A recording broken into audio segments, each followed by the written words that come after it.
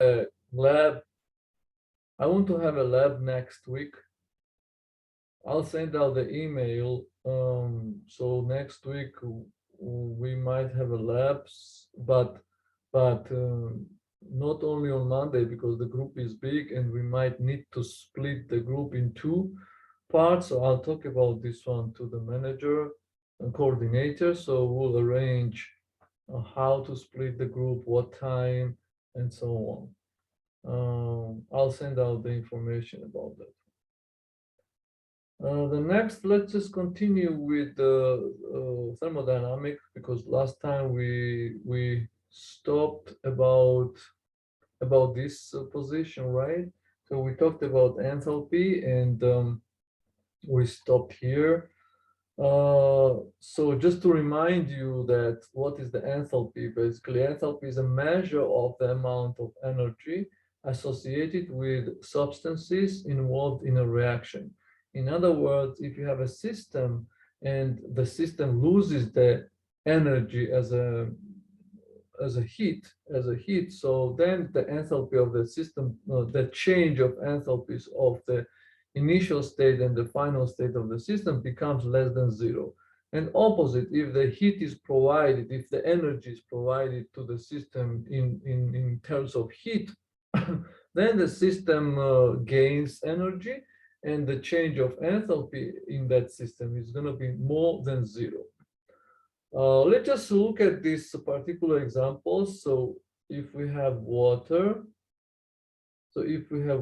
solid, which is ice, right? If it is ice, and if we want to convert this water to liquid, so we need to provide heat, right? So, which means that we need to provide energy. So if we do so, it means that the enthalpy of the final state, which is liquid water, is going to be more than the enthalpy of initial state, which is ice. So, which means that overall enthalpy change is going to be more than zero. In this particular case, it's going to be 6.01 kilojoule per mole. So you can see that enthalpy increases towards water liquid.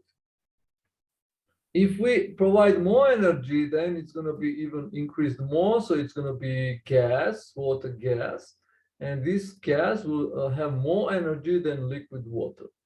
So opposite is happening if we have methane. This is methane. This is natural gas, which we have at home when we cook something, right? So this is the gas we use. This is what we are burning to have energy and then use that energy as a heat to cook, for example, or warm up something. So if we have burning of methane, which is the reaction written here, so then we are taking out energy from this system, okay? So it means that if you look to this scheme, it shows that the arrow goes out from the system, right? Which means that the system loses energy and the enthalpy becomes smaller. So the final state is carbon dioxide and water. So this is a result of burning of methane. And the enthalpy of this system is smaller than enthalpy of initial system, which is methane plus oxygen, right? So because of that, Doctor? yes? Can you repeat from the first? Because right now I am came on. Okay, so then it's recorded. You can just check it right after this. Okay, if you don't understand something, stop me. I'll explain again. But I mean, there will be many people joining us. Like after half an hour, I cannot go back and talk about the same thing from the very beginning. I'm sorry about this. Okay, So okay. if you are on time and if you did not understand something, I'll repeat it. But if you just join it, I cannot talk from the very beginning the class. It's unacceptable completely. Okay, so the enthalpy of the final system is less than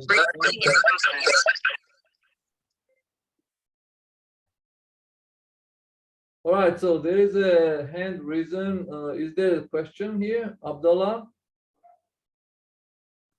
No, doctor, I won't say I came late, just it. Okay, so then the enthalpy of the last final system is less than enthalpy of the initial one. So this is why the arrow is down like this way, and enthalpy decreases since we have this kind of situation when the system loses the energy. So if you look to the reaction written here, it says that okay, methane is burning, and then we have carbon dioxide and water, and this particular energy change for this reaction. So this kind of writing is for thermochemical equation. So what is different thermochemical and just chemical equation is that you in a thermochemical equation the energy change information is provided, so you can see what is the change of energy during the reaction. So because this is why it's called thermochemical reaction, so energy in terms of like enthalpy. In this particular case, it's the change of enthalpy is minus 890.4 kilojoule per mole.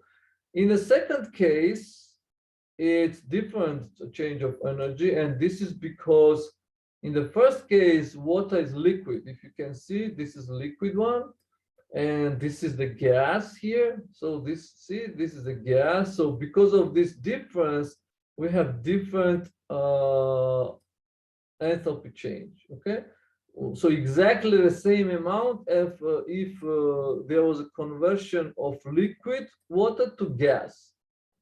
So exactly the same difference as it here is between of these two. Okay. So this is just the specific heat and heat capacity. Will not stop here too long. So I'll just tell you that, for example, water has very high heat capacity. What does it mean is that it can take a lot of heat per mole, so per unit of water, and it can keep it for some time. This is why water is used as a source of heating up the house. For example, here in Tbilisi, many people have the system where they use water. Say the water is heated up, then it goes to the system, and if you turn off the heater, so water keeps the hot temperature for long, and the temperature doesn't dissipate that quickly. Unlike metals, for example, you can heat up aluminum very quickly, but it also cools down very quickly. So heat capacity of aluminum is much smaller than heat capacity of water. Okay, we'll not stop here too long, so because yeah. So this is just to summarize important points about heat transfer and chemical reaction. So an exothermic reaction releases heat to the surrounding, so delta H is negative. So when we have exothermic reaction, delta H is negative. Endothermic reaction, it's opposite. Delta H is positive. It means that during endothermic reaction, the system takes the heat. Okay? So the reverse of an exothermic reaction is endothermic, and the reverse of endothermic reaction is exothermic. Okay. So the amount of heat absorbed or released in the reverse of a reaction is equal to the that released or absorbed in the forward direction. So basically, so whatever is absorbed, it can be released after that. Okay.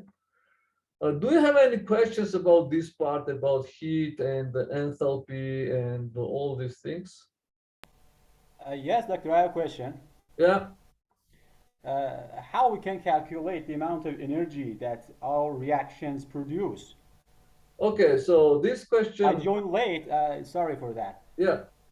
So the question is that, so you need to know the specific heat involved for each reaction for standard enthalpy of the formation of reactions. There's a table for that. So if you know that, you can calculate this amount.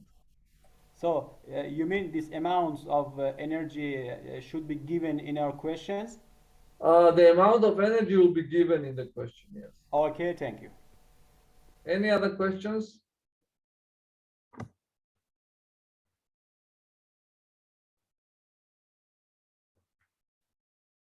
All right, so let's go to the next part of our class.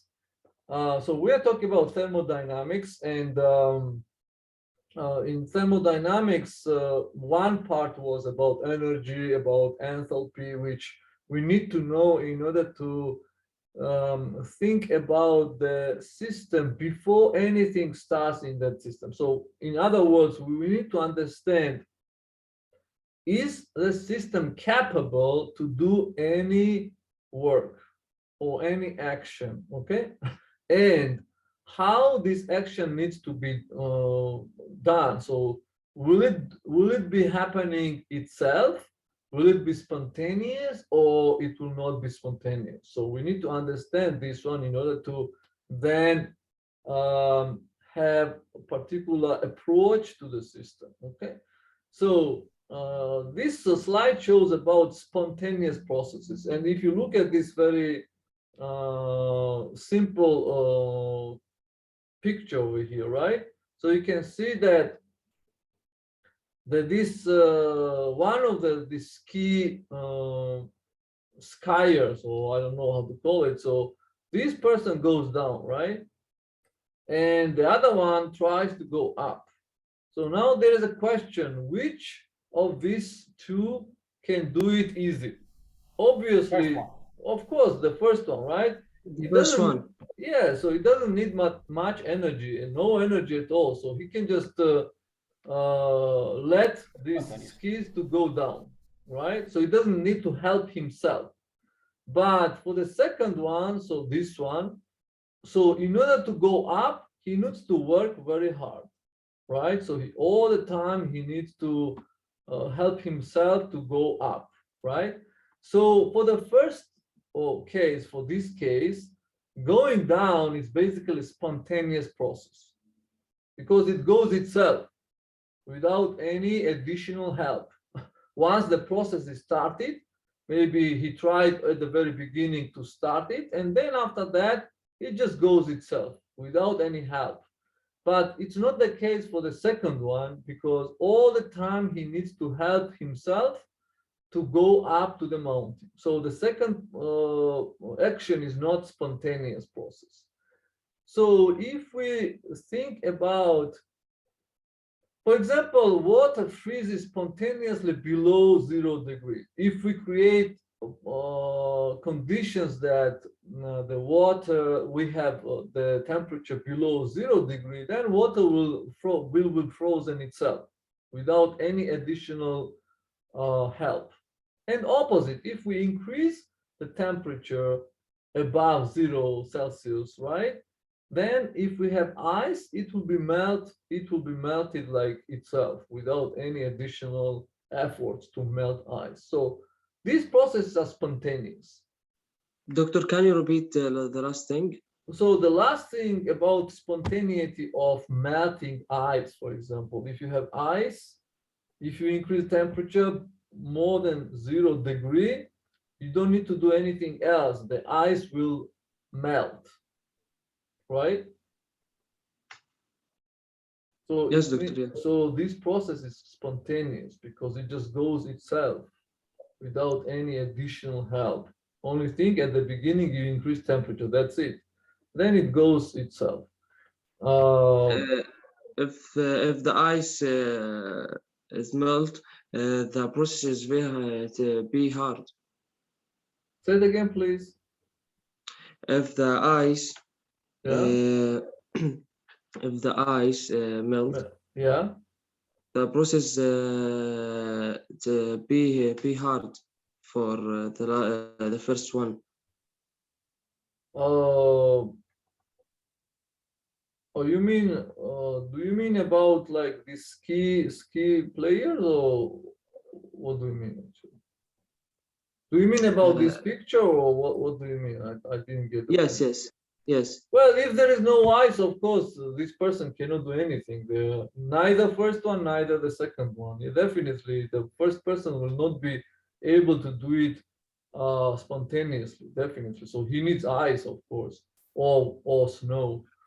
But we are considering if we have really snow, so it's not melted or anything. So if it is the case, yes, then the process will not be spontaneous.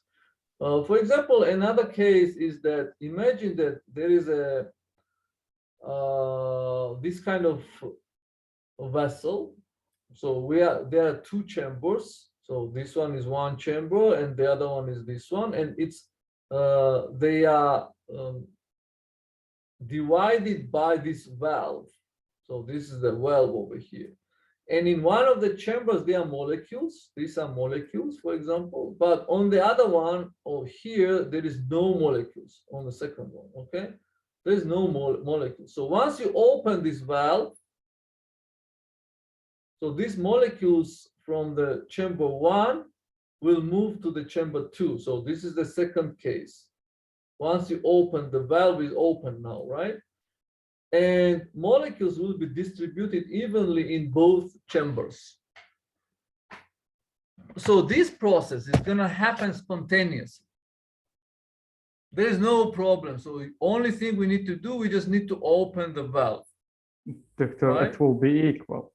Say it again. It will be equal. Yeah, it will be equalized in the first and the second chamber, the number of molecules. And this process will take place spontaneously itself. Only thing we need to do, we need to open the valve. But if we want to bring these molecules back to initial position, then it's not going to be easy at all, almost impossible, right? So there will be no mechanism to force these molecules to go back itself. So then we need to do something. For example, we need to Give pump, energy. we need to spend some energy. We need to pump out all the time, maybe the air from here towards this way. And then this is how these molecules will start flowing from the chamber two back to chamber one, which is also very difficult. So basically impossible. So going back to the chamber first, it's non-spontaneous process. So it's not spontaneous at all, but opposite way, if from the chamber one to chamber two, after opening the valve, the process is spontaneous, okay? All right, so now we need to understand overall if any process will take place spontaneously or non-spontaneously, because many processes, say in the organism, is not that simple as I just showed you. They are quite complicated and there are many components and chemicals and reagents are involved. So it's not that simple to understand whether the process goes spontaneously or non-spontaneously, okay? So because of that, there is another parameter in order to understand everything in terms of, change of energies and everything. There is another parameter, it's called entropy, which also needs to be considered during thinking about the processes going spontaneously or non-spontaneously. So this is called entropy. And if you look here, this funny cartoon, it says Department of Entropy. Okay, and what is absolutely clear is that basically this is complete disorder in this department, right? It's completely disordered department. Everything is upside down and, so many messy stuff around. So we can think about entropy as a measure of order or measure of disorder, okay?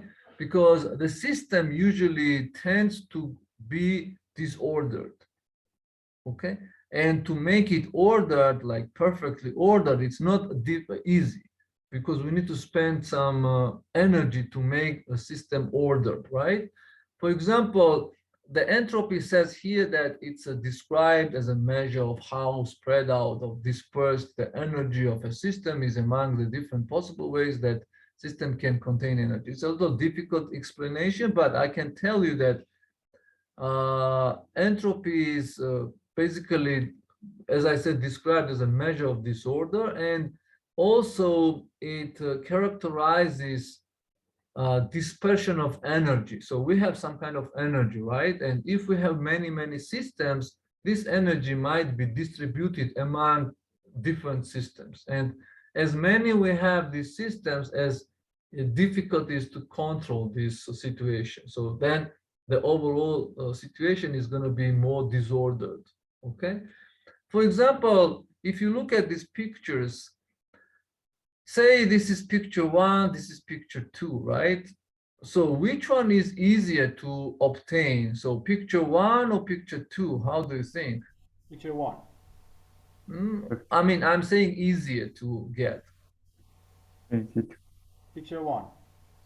Well, how? Okay, I would say it's not that right, because say which one is easy to do, like putting all these items on the shelf at the right place, or just drop all of them like this and make this mess. Oh, probably. drop all things. Yeah, so it's easier to make this mess, right? You can just go through and just only with movement of one hand, you can make this kind of mess, right? So this is what I was talking, that to make system in order, you need to spend energy, but to make system disordered, it's not that you don't need that much energy. So the system kind of tends to go to the disordered situation, okay? And so Doctor, you Yeah. mean in picture 1 we need more energy to do right, it. so exactly. So, and if we look at this one, so entropy here is higher because it's disordered, but entropy here is lower because this one is ordered, completely ordered, right? So that's the difference between entropies of two different systems. If you looked at the down these pictures here, so we have, yeah, The picture 2 is disorder. yeah, so this is Yeah. disordered, And yeah. picture 1 order. So this is 1, this is 2, this is 3, for example. Okay. So here, if we compare picture 1 and picture 2, yes, I mean, picture 1 is disordered, and you can say that the entropy here is high, but Energy. here the system is ordered, so entropy of this system is low. But what about if you compare number 3 and number 1? So it's a little bit difficult question, because number 3, the system is ordered, but we have very, very many microsystems. So see how many cars are here, very many, a lot of cars, right? So when we have very many systems, the order of the system decreases. And also these cars are different, right? It's not the same cars. So they are very different cars. And some of them are big, some of them are small, and so on, right? So we can consider all these cars as a different systems. And because there are so many, the order might be, entropy might be also high. So it's difficult to compare number 1 and number 3, right? But for example, if we compare, say, the line here of these cars and line here, and in another hand, we compare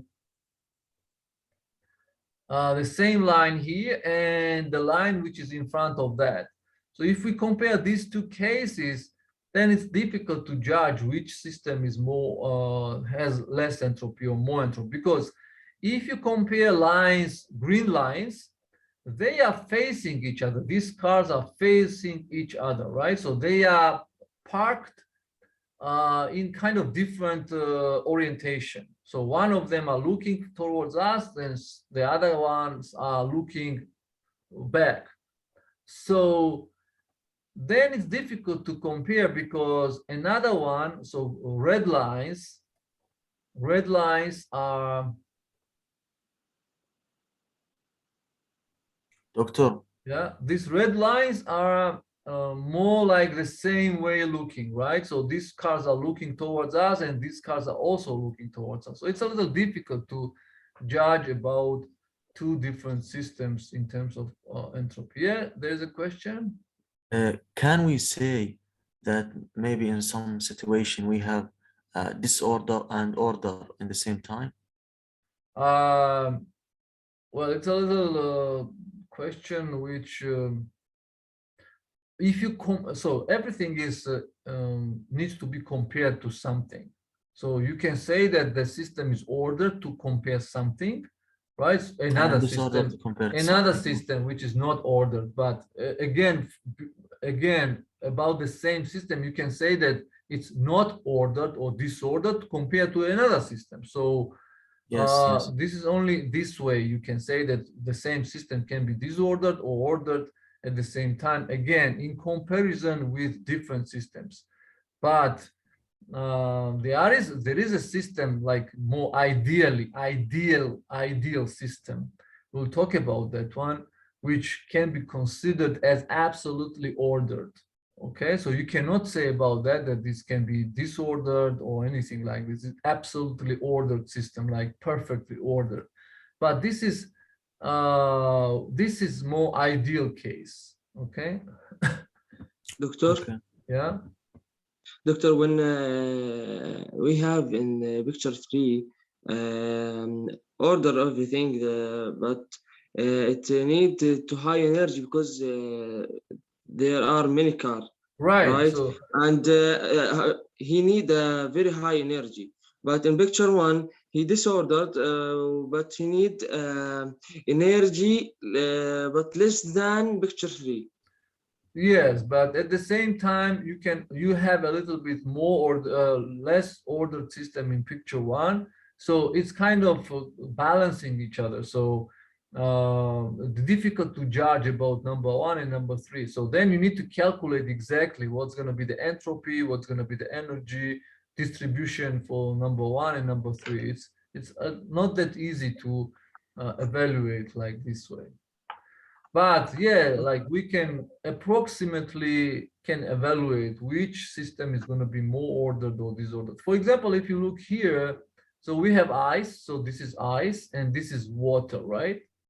So this is water. So which one is more ordered and which one has less entropy and more entropy, for example? In salt. Doctor, the ice is order. Yeah, and ice, water is the disorder. right? Yeah. Ice is ordered and water is disordered. So two reasons for water. So one, there are many systems. Look, this is a system. This is the system. This is the system. All these are small How many droplets of systems? systems. Yeah, so many systems. Also, all of them are distributed absolutely disorderly. Okay, there is no order for this. So because of that, it has a high entropy. The same thing about solid. So solid is this and liquid is this one. So the entropy of solid is less than entropy of liquid. This is what is written here, because solid is more ordered than liquid. Doctor, yeah. can we say to solid spontaneous and liquid non-spontaneous? You cannot say about the object spontaneous, non-spontaneous. You can say about the process, spontaneous or non-spontaneous. Okay. Yeah. For example, melting process at 0 degree, it's going to be spontaneous process, right? Or for example, freezing at temperature which is below 0, it's also spontaneous process. You cannot say about the object it's spontaneous or non-spontaneous. It's a process. You need to say about the process. For example, here it's a little bit more difficult situation. For example, we have salt. This is NaCl. This is NaCl. It says over here NaCl plus water. It's going to be Na plus Cl minus, right? And now here is a question. How do you think which one is more ordered, NaCl as a solid Doctor. or NaCl as a liquid? And solid. also Right. NaCl. Yeah, And this is more ordered. That's true. So because we have now Cl, Na, so they are like floating around and so on, so are more disordered. But now I have a question about water molecule, like this water molecule. In which case this water molecule can be more ordered, in this case or in this case? No, in second case. Can we say the same? Yeah, so it's a difficult question. So why is more ordered in the second case, by the way? Because what can I say? Because around of each sodium molecule we have four molecule of water in second part. Yeah, so the situation here is a little bit tricky. It's not that trivial and simple situation. So before salt was dissolved in water, water had freedom, right? So it could move around as water molecule could move as he wanted. So because it was free, there was nothing in water, and water molecules were like, moving very freely. But after we put NaCl and say we have this Na plus, right? This is surrounded by water now. And basically, these water molecules are ordered around Na plus. So basically, they are kind of follow Na plus. So they are not that free anymore. So they are basically ordered around Na plus. The same thing about Cl minus. So these four molecules are arranged around Cl and they are not free anymore. So it's a little difficult question. It's again, it needs to be calculated in which case entropy of water is high or low. But yeah, so this kind of things needs to be considered and taken in account. Okay. All right, so when two contributions to entropy increase, so the solution process, which means that mixing of solute with solvent, the dissociation of the compound into ions, so all these things are contributing to change of the entropy. So it says that over here that the more particles lead to a greater number of microstates, which means that entropy must increase. However, we must also consider hydration, which causes water molecules to become more ordered around the ions. So this process decreases entropy because it reduces the number of microstates of the solvent molecules. So, this is kind of two different processes which eventually makes the entropy of the system either increased or not that much. So usually heating increases entropy. Why? Because the particles of the system become like more energetic. They move around freely, and they become basically they have higher entropy. So here, what I want to show, just to pay attention, what is the unit of the entropy? It's joule per Kelvin per mole. See, it's in joules. So for enthalpy, the unit is kilojoule per mole.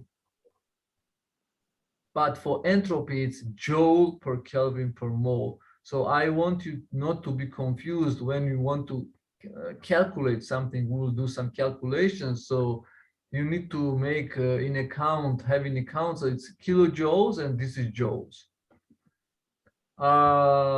So again, for spontaneous process, okay, so let me first state what is the second law of thermodynamics.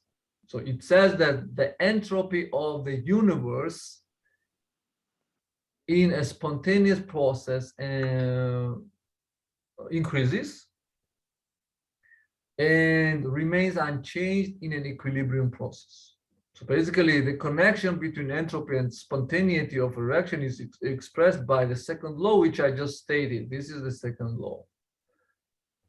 So what does it mean is that when we have some spontaneous process going on, the entropy of the universe increases. Okay, and it's opposite. When we have non-spontaneous process, then it decreases. So when we have equilibrium, that's the situation we have. There is no change of entropy at all at equilibrium. All right. So for the spontaneous process, the second law says that delta S universe must be greater than 0. Okay. All right, I'll skip this one. So here, what is the third law of thermodynamics and absolute entropy? It says that according to the third law of thermodynamics, the entropy of a perfect crystalline substance is 0 at the absolute 0 of temperature. In other words, it says about 0 Kelvin.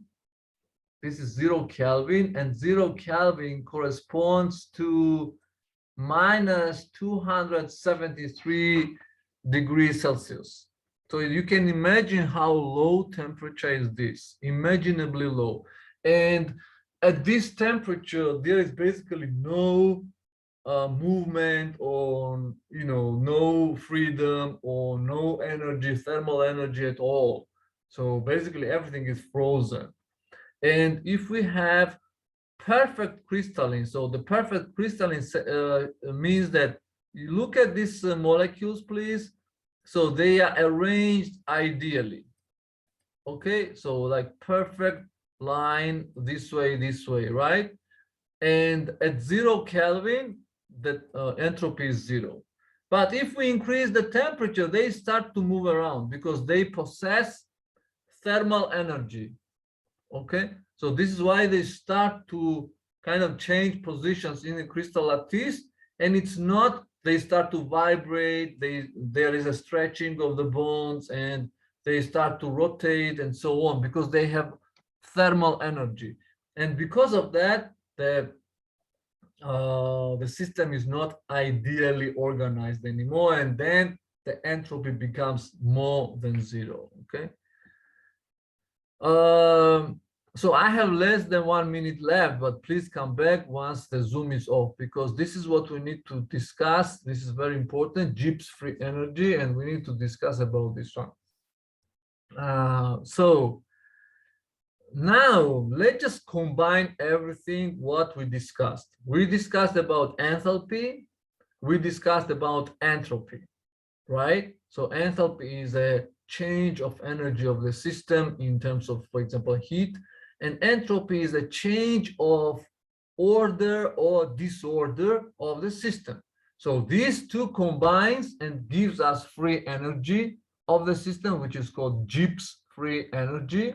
Gibbs free energy. And this one determines whether the system